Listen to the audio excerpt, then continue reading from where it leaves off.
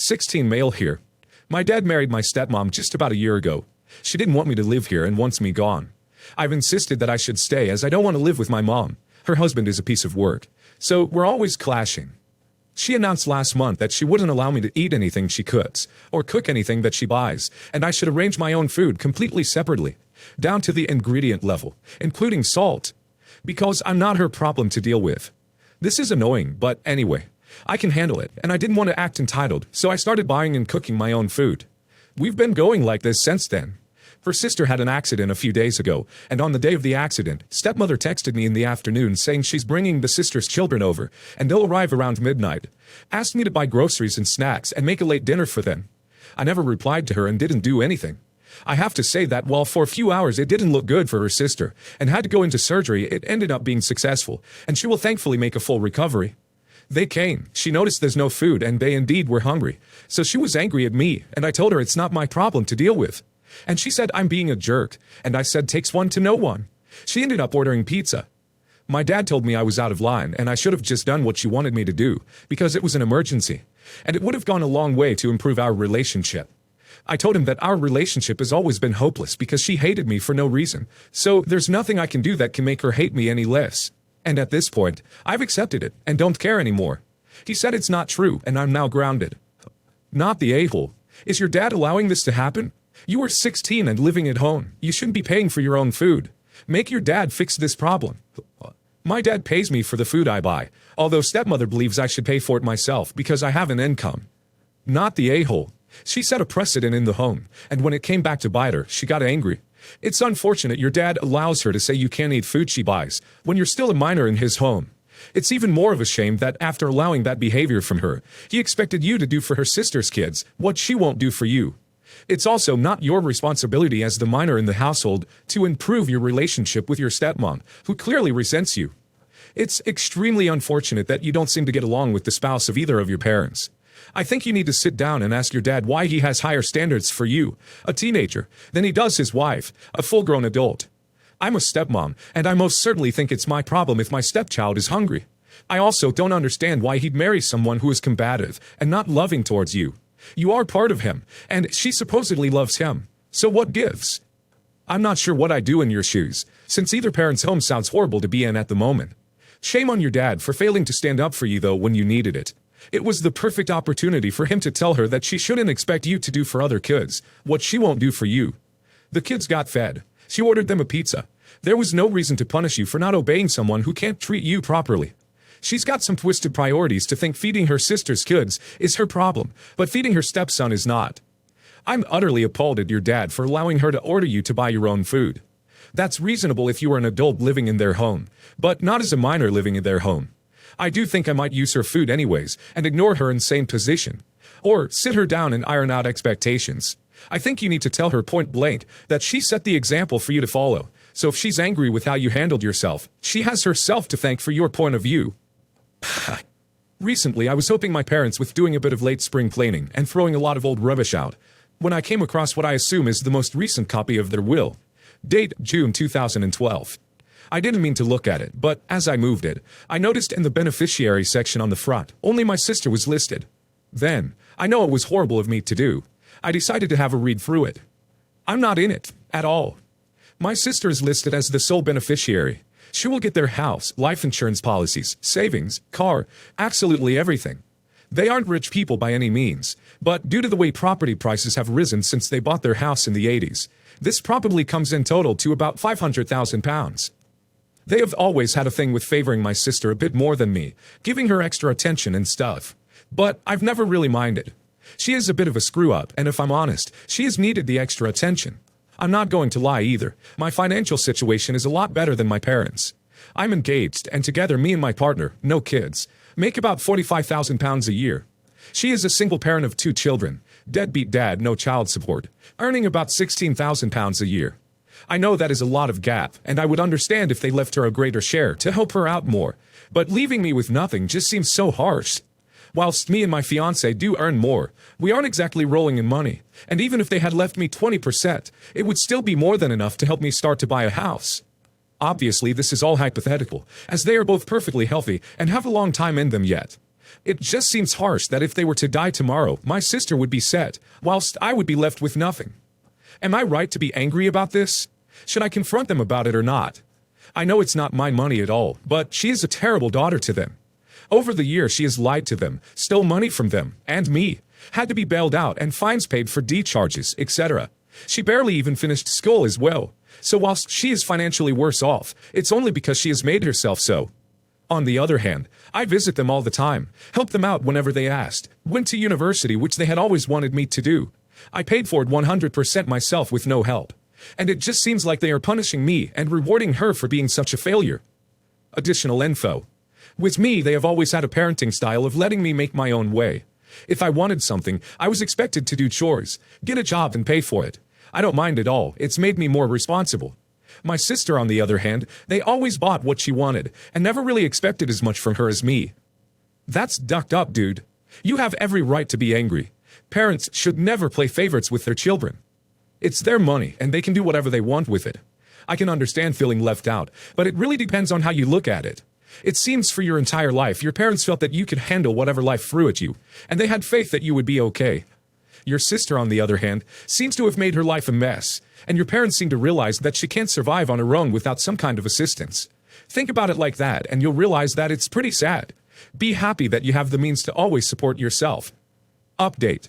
I wanted to get this sorted out as soon as possible, so took the afternoon off and went round to see them, and I learned 2 new things about myself from my parents. 1. I was an accident. Apparently, after my sister, my mom had a miscarriage, and they decided not to try again. And then a year later, along pops me. Because I was unplanned, they hadn't really thought through their finances, and so for about a year and a half, my dad had to work 2 jobs, and has always felt that I made him miss out on my sister growing up, and that because he rarely saw me, he was never really connected with me. As for my mom, the previous miscarriage had put her off having children. She was content with her little girl, and by then, age 39, was quite happy to be done having children. 2. They are disappointed with me. They don't like my fiancé. They don't like that I live a 40-minute drive away. They are sad that I chose accountancy instead of doing a law degree. But most of all, they are disappointed that I am not closer to my sister. That is friends with a girl who spent most of her life picking on me, who has treated them appallingly, who stole money from them regularly until she moved out, and who I was persuaded to lend £2,000 of my savings for university to, so she could clear some debts. She never paid that back, and I had to get into a lot of debt myself to get through my final year. It's not even like I am horrible to my sister now. I love my niece and nephew and spoil them all the time, and for their sake I will help her out from time to time with money for bills and food. Apparently, this is why I am not in the will, and never have been, except when I was younger, where custody of me would have been given to my aunt until I was 18. They have never really seen me as their son.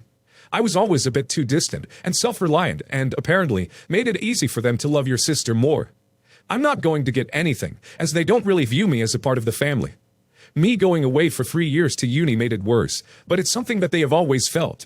They asked me if I felt that it was wrong what I did, and said if I could persuade them otherwise, they would change it somewhat. My sister would still be the main beneficiary, but I would get something from them.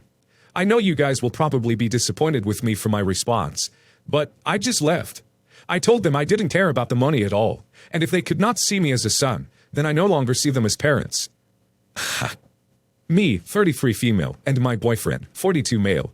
I've been dating for almost 2 years. He has an 8-year-old daughter who has known I'm his girlfriend for over 9 months now. She likes me, and I hang out with him and his daughter often, including sleeping over when she is at his house.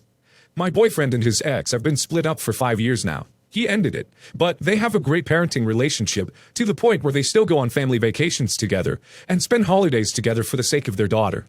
For Easter this year, they decided to do a brunch at the ex-wife's house. My boyfriend's parents, sister, and significant other was invited. My boyfriend invited me, and then a day before, took back the invitation, stating that his ex-wife was uncomfortable with me being there. I was crushed and completely upset, but it was her house. Fast forward to now. His daughter's birthday is being held at the country club in his neighborhood. Again, right before he tells me, his ex isn't comfortable with me being there, even though, again, his parents, his sister +1, and even his cousins will be there. I'm furious, but also torn. It's not a holiday and is specific to his daughter, but I'm hurt I'm banned from going. By the way, he lives an hour and a half from me, so I basically have to find something else to do while the party is happening. So my questions are, If his family sees me at his house beforehand and asks me why I'm not going, do I tell them the truth? Why should I have to cover for her? If he does this again, should I consider breaking up with him? This is a boyfriend problem, not an ex-wife problem. If your boyfriend can't make room for you in his life, all parts of his life, he's not ready to date. I understand the Easter thing. You had only been dating a few months. But if he intends this to be long-term, he's going to have to start making some decisions. Here's the thing. The Easter thing at her own house is up to her if she wants you there. It doesn't matter if you get married to this guy. She can say who's allowed at her house. However, he shouldn't be deferring to her at the party at his house. He is showing you her feelings matter more to him than yours. And that's an issue. If she does truly have an issue with you, and it never resolves, expect any event at her house you won't be invited to, and that's understandable for her comfort. But not when the event is elsewhere after 2 years of dating. You might need to reevaluate this relationship. My parents divorced when I was 12. Since then, my mother forbade me to have any contact with my father, even mentioning his name. She would refer to him, rarely, as the deceased. Pressured by her, I had never pursued to hear any news from him. Then we jumped to 2014.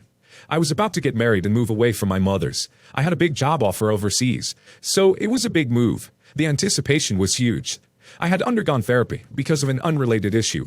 My inability to say no, trying to please everybody, had taken antidepressants and had stopped. The only thing left from my therapy was the task the psychologist gave me: find out something about my father.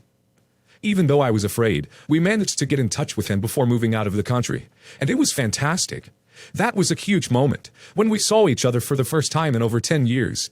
To this day, my mother doesn't know I have talked to him often. The tension started a few months after the move.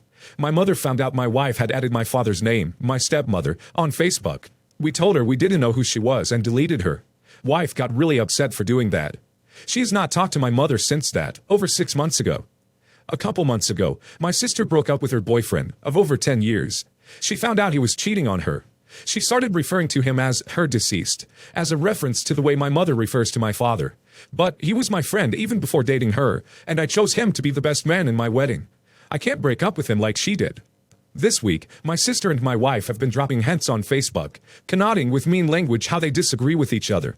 No direct accusations, but a terrible mood.